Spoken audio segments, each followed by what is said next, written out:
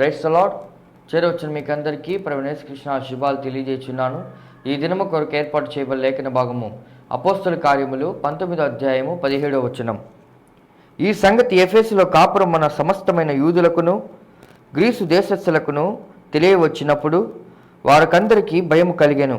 కనుక ప్రభు అయిన యేసు నామము గణపరచబడెను. Praise the lord. దేవునికి స్తోత్రం. హల్లెలూయా, హల్లెలూయా, హల్లెలూయా. క్రీస్తునందున్న ప్రియ సహోదరి సహోదరులారా, పెద్దలారా, చిన్నలారా, మీ అందరికీ ప్రత్యేకమైన వందనాలు. నా హృదయ లోతులో నుంచి ప్రత్యేకమైన వందనాలు, శుభాలు తెలియజేస్తున్నాను. శాంతి టీవీలో ప్రసారం అవుతున్నటువంటి ఆయన హెచ్చవలసినది అనే కార్యక్రమాన్ని మీరు చూస్తున్నారు. You are watching he must increase daily spiritual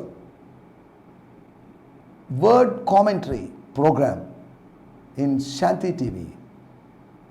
కాబట్టి we welcome you to watch this program until the end. చివరి వరకు ఈ కార్యక్రమం ఏదో కాసేపు చూసేసి బాగుందో లేదో మీ కామెంట్ చెప్పండి, మీరు చెప్పలేకపోవచ్చు, చెప్పగలిగి కూడా ఉండొచ్చు. అలాగని కొద్దిసేపు చూడమని కాదు.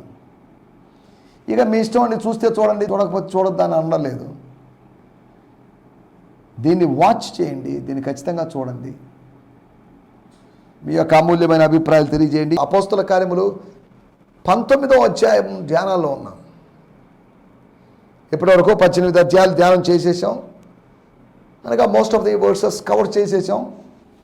వాటి యొక్క అర్థాలు తెలుసుకున్నాం, వాటిలో దాగి ఉన్న విషయాలు తెలుసుకున్నాం, వాటిని విశ్లేషించి మన విషయాలు తెలుసుకున్నాం, వాటి యొక్క మూలాలు ఎక్కడున్నాయో తెలుసుకున్నాం, వాటిని వేరు వాక్య భాగాలతో పోల్చి లేకపోతే కంపారిటివ్ స్టడీ అన్నట్టుగా చేసాం. ఇంచుమించు 1 సంవత్సరం 5 నెలలుగా 18 అధ్యాయాల్లోంచి కొన్ని విషయాలు మాట్లాడుకున్నాం. ఇంకా కొన్ని నెలల్లోనే, ఇంకొక 5 నెలల్లో అపోస్తల కార్యములు మనం పూర్తి చేయబోతున్నాం. తర్వాత వేరొక పుస్తకంలోకో గ్రంథంలోకో మనము బయలుదేరుతాం, లేదా వెళ్తాం, ఎంటర్ అవుతాం. దేవుని స్తోత్రం. హల్లెలూయా. దయచేసి మీ ప్రేయర్ రిక్వెస్ట్లు పంపించండి, మేము మీ కొరకు ప్రార్థన చేయడానికి సిద్ధంగా ఉన్నాం. ఒకరి కోసం ఒకడు ప్రార్థన చేసుకోవాలని దేవుని వాక్యంలో రాయబడింది. నా కోసం మీరు, మీకోసం నేను. సేవకులు ఒకరి కోసం ఒకరు, విశ్వాసులు ఒకరి కోసం ఒకరు, స్త్రీలు ఒకరి కోసం ఒకరు, యవనస్తులు ఒకరి కోసం ఒకరు, ఇలా ప్రార్థించుకోవాల్సినటువంటి అవసరం ఉంది. ఎవరి ప్రార్థన నాకు అవసరం లేదు, నా ప్రార్థనా జీవితం సరిపోతుంది అనడానికి వీల్లేదు. ఏలైనగా మనకు యుక్తముగా ప్రార్థన చేయడం చేత కాదు, మనకు రాదండి. ఏదో చెయ్యాలి కదా అని చేస్తున్నాం తప్ప యుక్తముగా, దేవునికి యుక్తంగా, దేవునికి సరైనది అనిపించేటట్టుగా, దేవునికి ప్లీజ్ అయ్యే విధంగా, అనగా దేవుడు సంతోషపడే విధంగా ప్రార్థన చేయలేము. అంటే చేయలేదా ఎవరంటే చేశారు. మన విషయంలో పౌలు చెప్తున్నాడు, మోస్ట్ ఆఫ్ ది కేసెస్లో ఎవరో ఒకరిద్దరు తప్ప, లేకపోతే 10 మందో లేకపోతే మైనారిటీ మాత్రం ఆయన్ని ప్లీజ్ చేయడంలో సక్సెస్ఫుల్ అవుతున్నారు, మిగతా వాళ్ళందరూ ఫెయిల్ అవుతున్నారు. మొదటి తెస్సలోనిక పత్రిక 4వ అధ్యాయం 1వ వచనంలో పౌలు గారు అన్నారు, మీరు మా దగ్గర నుంచి నేర్చుకున్నారు, ఇంకా నేర్చుకోండి. మా దగ్గర నేర్చుకున్న ప్రకారం మీరు ఏం నేర్చుకున్నారు అంటే దేవుణ్ణి ఎలా సంతోషపరచాలి, హౌ టు ప్లీజ్ గాడ్. అదృశ్యమైన దేవుణ్ణి ఎలా సంతోషపరచాలి, అనగా దుఃఖములో ఉన్న దేవుణ్ణి సంతోషపరచడం అని కాదు. దేవుడు దుఃఖంలో లేడు. ఆనందపురములో ఉన్నటువంటి దేవుడు అంటే ఆవేదనలో ఉన్న దేవుడు కాదు ఆయన.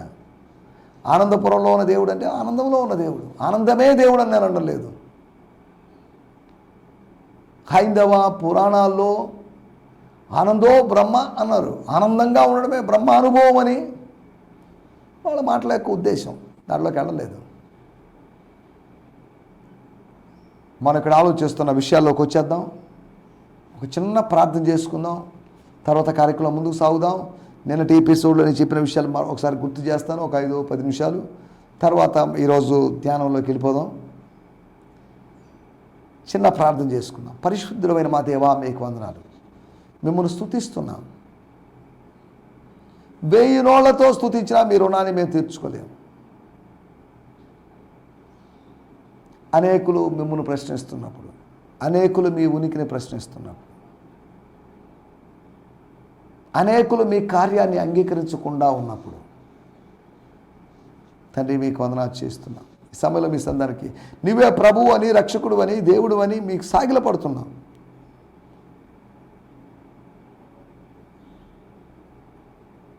ఈ సమయంలో ప్రభువా, మీ దాసుళ్ళు, మీ దాసురాళ్ళు మీ మాటలు వినడానికి సిద్ధంగా ఉన్నారు.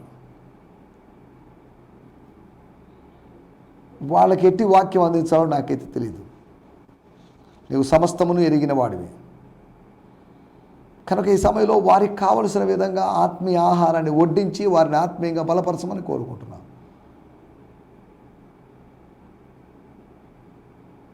దేవా, మీకు వందనాలు చేస్తున్నాను. మా ముందున్న సమయం మీరు మాకు ఆశీర్వాదకరంగా మార్చమని వేడుకుంటూ, ప్రభువా మీకు వందనాలు, మీకు వందనాలు. శాంతి టీవీ కొరకు, శాంతి టీవీ సిబ్బంది అంతటి కొరకే మీకు వందనం చేయిస్తున్నాను. ఈ కార్యక్రమం ఆర్థిక వనరులు సమకూర్చుకోవడానికి వెనకుండి ప్రార్థించినటువంటి సహకరిస్తున్న అనేక మందిని బట్టి మీకు వందనం చేస్తూ, సమయంలో మా ప్రభువును ప్రియరక్షకుడైనటువంటి యేసు నామములోనే ప్రార్థించడుగుతున్నాం పరమ తండ్రి. Amen, amen, amen, amen. దేవునికి స్తోత్రం. హల్లెలూయా. రండి, ఈ సమయంలో నిన్న మనం ఏం మాట్లాడుకున్నాం? ఈరోజు మాట్లాడుకున్న విషయాలే మనం చెప్పలేకపోతాం. ఆయా సందర్భాల్లో ఆదివారపు ఆరాధన ముగించుకొని వెళ్ళే విశ్వాసుల్ని ఆదివారం పూట కలిసి, ఏమ్మా బాగున్నారా, ఎలా ఉన్నారు బ్రదర్, బాగున్నారా సిస్టర్, బాగున్నారా అని అడిగి, ఈరోజు ఏం వాక్యం చెప్పారు మీ పాస్టర్ గారు అడిగితే వాళ్ళు చెప్పడానికి కొద్దిగా ఆలోచిస్తున్నారు. వినలేదని కాదు, విన్నారు. ఒకళ్ళు వినకుండా ఉన్నవాళ్ళు కూడా ఉన్నారు. విన్నా కానీ దాన్ని వివేచించలేకపోయారు, దాన్ని అర్థం చేసుకోలేకపోయారు అని అర్థం చేసుకోవచ్చు. లేదంటే విని అర్థం చేసుకున్నా దాన్ని తిరిగి చెప్పలేని పరిస్థితిలో ఉన్నారేమో అన్నట్టుగా ఉన్నారు. ఎందుకు చెప్తున్నానంటే ఇది నిన్నటి వాక్య భాగాలు మనం కొద్దిగా నెమరు వేసుకోవడంలో ఉద్దేశం. దానికి కనెక్టివ్గా మనం మాట్లాడుకుంటామని కాదు, దానికి కనెక్టివ్గా మాట్లాడుకున్నా లేకపోయినా మనం అపోస్తల కార్యములు 19వ అధ్యాయంలో ఉన్నాం కాబట్టి అక్కడ ఉన్నటువంటి కథ, అక్కడ ఉన్నటువంటి ఇన్సిడెంట్స్ని బేస్ చేసుకుని మనం కొన్ని విషయాలు మాట్లాడుకుంటున్నాం. ప్రభు కృపను బట్టి ఒక 30 సందేశాలు ఈ అధ్యాయం నుంచి ఇవ్వడానికి ప్రభు సాయం చేశాడు. దేవుని స్తోత్రం. హల్లెలూయా. నిన్న అపజయం ఎవరికి, జయం ఎవరికి అందరికీ తెలుసు. అపజయం ఎవరికి? జయము రాని వారికి అపజయమే కదా. ఎస్, అపజయము పొందిన 4 వ్యక్తుల గురించి మనం మాట్లాడుకున్నాం. ఒకటి, అనుకరించిన వారికి అనర్థం కలిగిందని, అనుకరించిన వారికి అపజయం కలిగిందని. అపజయం కాదా? గాయపరచబడి, కిందపడి, గాయపరచబడి, బట్టలన్నీ చింపివేయబడి లేకపోతే పెరికివేయబడి, నిలవకుండా పిరికి వాళ్ళైపోయి పారిపోవడం, అది అపజయం కాదా? ఖచ్చితంగా అపజయం, ఘోర పరాజయం. అది అవమానానికి గురైనటువంటి సందర్భం. మనం ఆలోచిస్తున్నట్టు విషయాలు అనుకరించకూడదు. పాత రోజుల్లో పొలాల్లో పిచికారీ చేసేటువంటి, స్ప్రే చేసేటువంటి మందుల గురించి అడ్వర్టైజ్మెంట్ ఇచ్చేటప్పుడు టీవీలో కూడా కాదు, రేడియోలో అనుకుంటున్నాను, అనుకరణలు చూసి మోసపోకుండా హో అని అంటారు. అనుకరణలు మనల్ని ఆత్మీయంగా మోసగించవచ్చు, కానీ అనుసరణ ఎప్పుడు మనల్ని మోసగించదు. అనుకరించిన వారికి అపజయమని.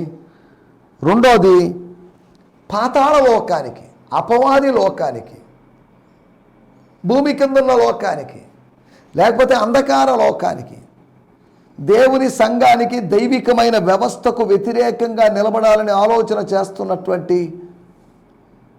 ఆ ఎంటైర్ సాటానిక్ సిస్టమ్, దేవుని స్తోత్రం, ఈ సాతాను యొక్క ప్రపంచం షేక్ అవుతుంది.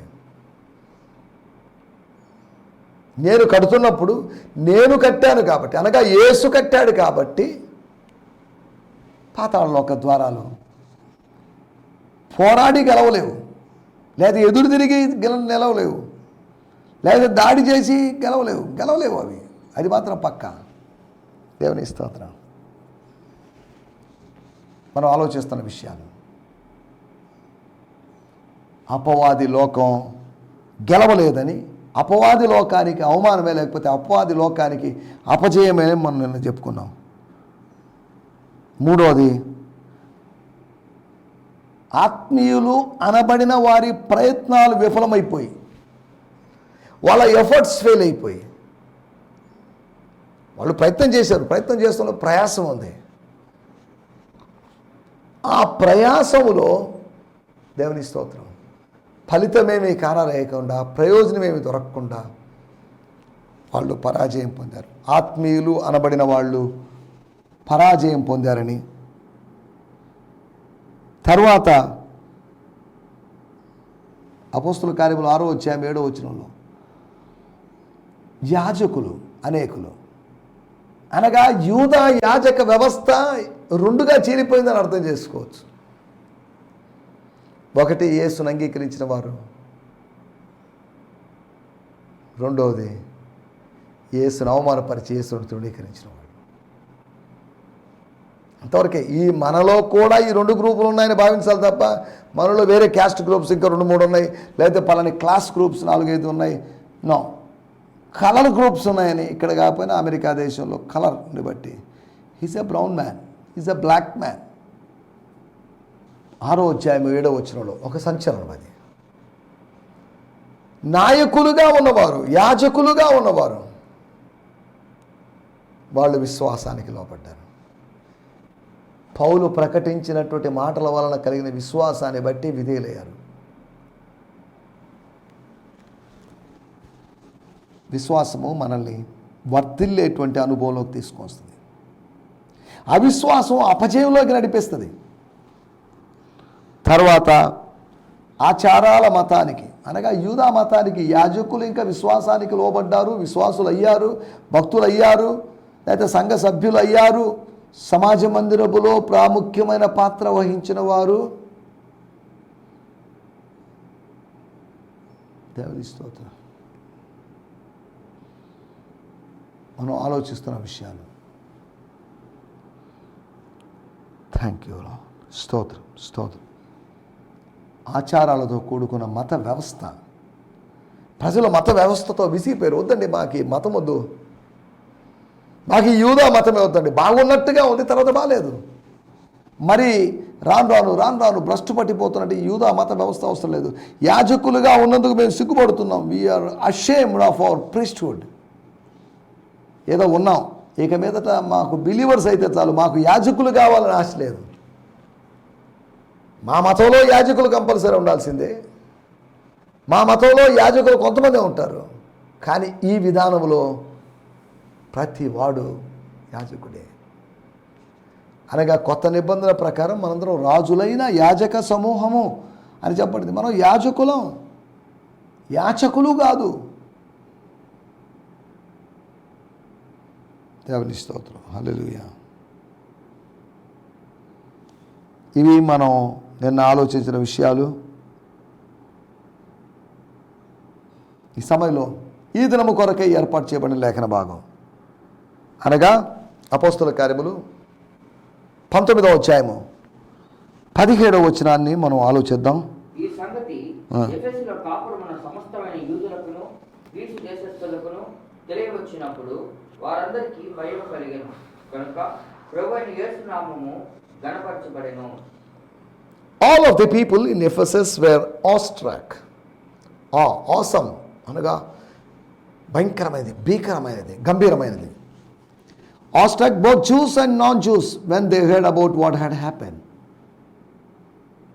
ఏంటండి, ఏదో జరుగుతుందన్నారు, ఏదో జరిగిందన్నారు, ఏంటిది, అవన్నీ చెప్పారు, స్టోరీ చెప్పారు. ఇలాగా వాళ్ళ ఒక న్యూస్ వాళ్ళు విన్నారు, ఒక సంగతిని విన్నారు. అయినా ఏంటండి ఇది, దెయ్యం పట్టినోడేది, వాళ్ళని కొట్టడం ఏంటి, అదిగాక మా యాజకుని కుమారులను కొట్టడం ఏంటి, దిస్ ఈజ్ టూ మచ్. అది యాజకుని కుమారులు తప్పని కాదు, వాడి బుద్ధి అంతే అన్నట్టుగా. All the people in Ephesus were awestruck. Both Jews and non Jews. ఇది కూడా ఉందా? Jews and non Jews. యూదులు, యూదులు కానివారు, యూదులు, యూదేతరులు. When they heard about what had happened, great fear fell over the entire city, and the authority of the name of Jesus was exalted. The authority of Jesus was exalted. యేసు యొక్క అధికారము, యేసు కలిగి ఉన్నటువంటి అధికారము హెచ్చించబడింది. ఆయన authority of the name of Jesus, యేసు నామములో ఉన్నటువంటి అధికారం. దేవుని స్తోత్రం. హల్లెలూయా. ఇందులోంచి నేను మీకు కొన్ని విషయాలు జ్ఞాపకం చేస్తాను. మన టైటిల్, మన ప్రోగ్రాం పేరు ఆయన హెచ్చవలసినది, మన టైటిల్ కూడా ఆయన హెచ్చవలసినది. ఇదేంటిది అని మీరు అనొచ్చు. అక్కడ రాయబడిన మాటలు వాడుక భాషలో కూడా మనం చదువుకుందాం. అపోస్తుల కార్యములు 19వ అధ్యాయము 17వ వచనం. హల్లెలూయా. ఎఫెసులో నివసిస్తున్న యూదులకు, గ్రీకులకు ఈ విషయం తెలిసింది. వాళ్ళందరూ భయపడి యేసు ప్రభు నామాన్ని చాలా గౌరవించడం మొదలుపెట్టారు. వారందరూ యేసుక్రీస్తు యొక్క నామాన్ని, యేసుక్రీస్తు అనేటువంటి ఆ నామాన్ని, యెషువా మెస్సియా అనేటువంటి నామాన్ని, యెషువా క్రిస్టోస్ అనబడిన నామాన్ని, పేరు బాగుందండి అని, పేరు బాగుంది అనే దాన్ని బట్టి కాదు గౌరవించింది, పేరును బట్టి జరుగుతున్న కార్యాలు. మనం ఇక్కడ ఆలోచిస్తున్న విషయాల్లోకి వచ్చేద్దాం.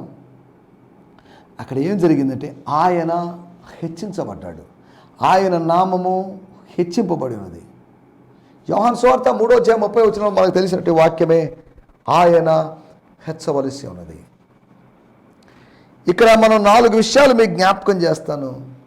ఆయన హెచ్చవలసి ఉన్నది అంటే దాని అర్థం ఏంటి? ఆయన అంటే యేసు, హెచ్చవలసి ఉన్నది అంటే లిఫ్ట్ పెట్టి లేకపోతే పైకి లేపడం అని కాదు, లేదా జాకీ పెట్టి పైకి లేపడం అని కాదు. అనగా దాని అర్థం దాన్ని ఉన్నతంగా భావించడం. His name is Holi and reverent. ఆయన నామం పరిశుద్ధమైనది, పూజింపదగినది, లేదా ఘనమైనది. హల్లెలూయా. యేసు నామము హెచ్చించబడిన చోట, ఒకవేళ యోహాను శిష్యుల మధ్యలో యేసు నామము హెచ్చించబడకపోయినప్పటికీ యేసు పరిచర్యలో యేసు నామము హెచ్చించబడుతుంది. దట్స్ ఎనఫ్, దట్స్ ఓకే, అది చాలు, అదే మంచిది, అదే మేలు అని యోహాను గారు తన శిష్యులతో అన్నారు. ఆయన హెచ్చవలసి ఉన్నది. నేను కాదు హెచ్చవలసి ఉన్నది, మీరు కాదు హెచ్చవలసి ఉన్నది, యాజకులు కాదు హెచ్చవలసి ఉన్నది. ఆయన అనగా యేసు మాత్రమే, పెళ్లి కుమారుడు మాత్రమే, మనిషి కుమారుడు మాత్రమే, దేవుని కుమారుడు మాత్రమే హెచ్చింపబడవలసి ఉన్నది.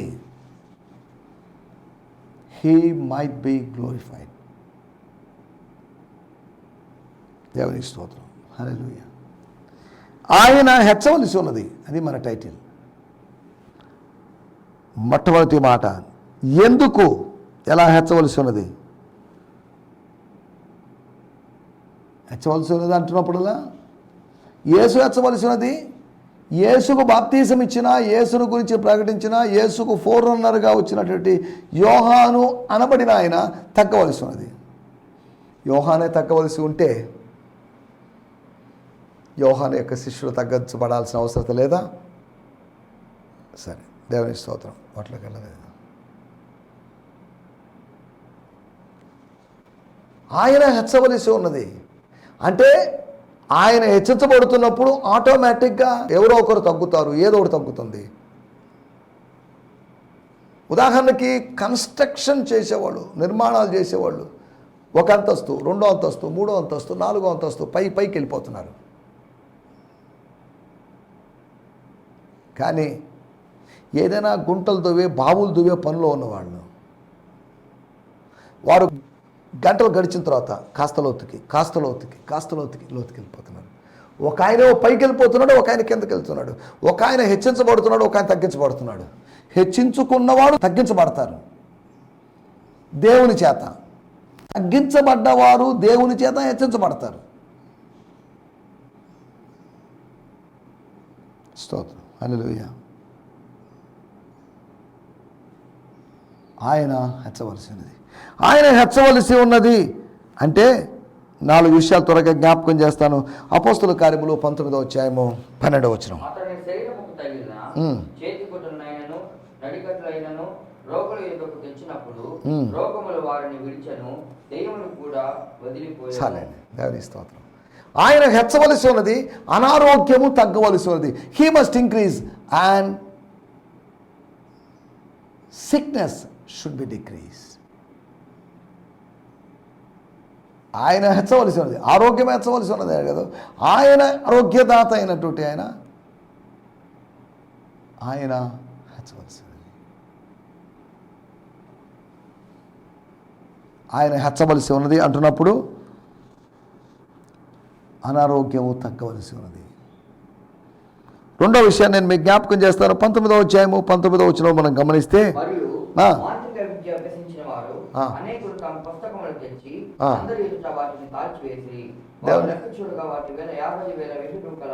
దేవుని స్తోత్రం, హల్లెలూయా. ఆయన హెచ్చవలసి ఉన్నది అంటున్నప్పుడు మనం ఆలోచిస్తున్నమాట, ఈ అపవిత్రమైనటువంటి సాహిత్యం, ఇల్లీగల్ లిటరేచర్ లేకపోతే అన్హోలీ లిటరేచర్ తగ్గవలసి ఉన్నది. తగ్గడమే కాదు, అదృశ్యమైపోయింది. మనము తగ్గి తగ్గి తగ్గి అదృశ్యమైపోతాం. ఈ పుస్తకాలు వాడబడి వాడబడి వాడబడి అగ్నికి ఆహుతయినాయి. దేవుని స్తోత్రం. మనం ఇక్కడ ఆలోచిస్తున్న విషయాలు, అనారోగ్యము తగ్గవలసి ఉన్నదని, అపవిత్రమైన సాహిత్యము తగ్గవలసి ఉన్నదని. మూడో విషయాన్ని నేను మీకు జ్ఞాపకం చేస్తాను. 19వ అధ్యాయం, అపోస్తుల కార్యములు 19వ అధ్యాయం 23 మరియు 40 వచనాలు. 23వ వచనము మరియు 40వ వచనం. ఆ కాలమందు క్రీస్తు మార్గమును గురించి, అనగా యేసు మార్గమును గురించి, క్రిస్టోస్ యొక్క మార్గమును గురించి చాలా అల్లరి కలిగెను, అల్లరి రేగెను, అల్లరి పెరిగెను అని రాయబడింది. In those days great disturbance or commotion was raised. తర్వాత మనం ఆలోచిస్తున్న విషయం, ఒకటొకటిగా ఆలోచిస్తున్నాం. ఏమి హెచ్చించబడాలి? ఆయన మాత్రమే హెచ్చించబడాలి. ఓకే, ఏం తగ్గించబడాలి? అనారోగ్యం తగ్గించబడాలి. అంతేకాకుండా అపవిత్రమైన సాహిత్యము తగ్గించబడాలి. అంతేకాకుండా అల్లరి, 40వ వచనం, ఆత్మీయులు అనబడిన వాళ్ళు చేస్తున్నటువంటి అల్లరి చూడండి.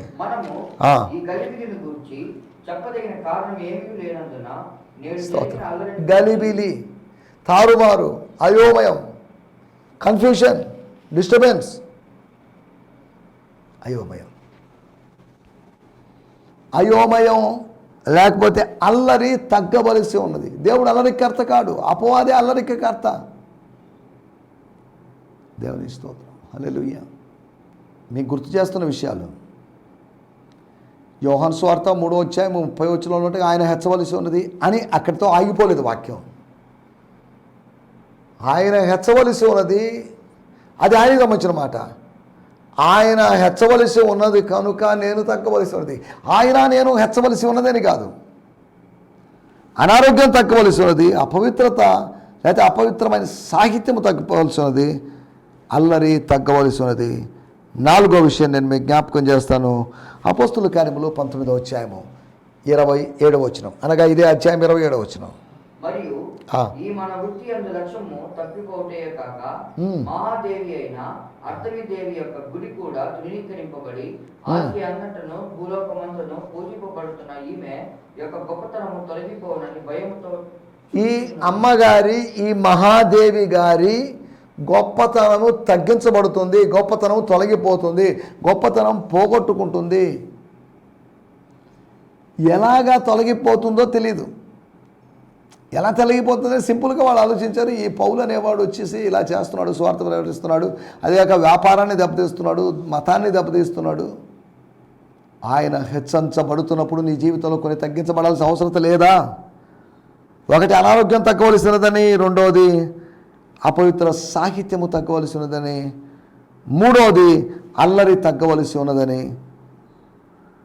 అంతేకాకుండా చివరిగా 19వ అధ్యాయం 27వ వచనంలో మనం చదువుకున్నాం, వాళ్ళు కేకలు వేశారట. అర్థమేస్తేవి డయానా, అర్తమీస్ దేవి, అర్తమీస్ దేవి అని కేకలు వేశారట. అర్తమీ దేవి తగ్గవలసి ఉన్నది, అన్య దేవతలు తగ్గవలసి ఉన్నది, నకిలీ దేవుళ్ళు తగ్గవలసి ఉన్నది, నిజమైన దేవుడు మాత్రమే హెచ్చవలసి ఉన్నది, నిజమైనటువంటి దేవుడైనటువంటి యేసు మాత్రమే హెచ్చవలసి ఉన్నది. నా మాటలు నేను ముగించేస్తున్నాను. మనము కొన్ని విషయాలు ఆలోచిస్తున్నాం. తగ్గవలసి ఉన్నది, ఆయన తగ్గవలసి ఉన్నదని కాదు, ఆయన హెచ్చవలసి ఉన్నది. అనారోగ్యం తగ్గవలసి ఉన్నది, ఆయన హెచ్చవలసి ఉన్నది. అపవిత్రమైన సాహిత్యం తగ్గవలసి ఉన్నది, ఆయన హెచ్చవలసి ఉన్నది. అంతేకాకుండా మూడవదిగా అల్లరి తగ్గవలసి ఉన్నది. నాలుగవదిగా అర్తమీస్ దేవి. వీళ్ళు అరిచరిచి ఆమె గొప్పతనాన్ని ఎక్కువ చేయాలనుకుంటున్నారు. అరిచినంత మాత్రాన్ని గొప్పతనం ఎక్కువ కాదు. దేవునికి నిత్య శక్తి ఉంది. అది మధ్యలో ఆగిపోయే శక్తి కాదు, నాలో నుండి ఆగిపోయే శక్తి కాదు.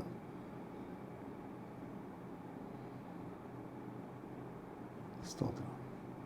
కాబట్టి ఇట్టి అనుభవాలతో, తగ్గించబడిన అనుభవాలతో, అపవిత్రమైన సాహిత్యం మన జీవితంలో లేకుండా, అంతేకాకుండా అల్లరి లేకుండా, అనారోగ్యం లేకుండా, అన్య దేవతలు, అన్య దేవుళ్ళు, అన్య అగ్ని అంటున్నప్పుడు మళ్ళీ లేవీకాండం 10వ అధ్యాయంలోకి వెళ్ళాలి. మనం ఇప్పుడు వెళ్ళలేదు.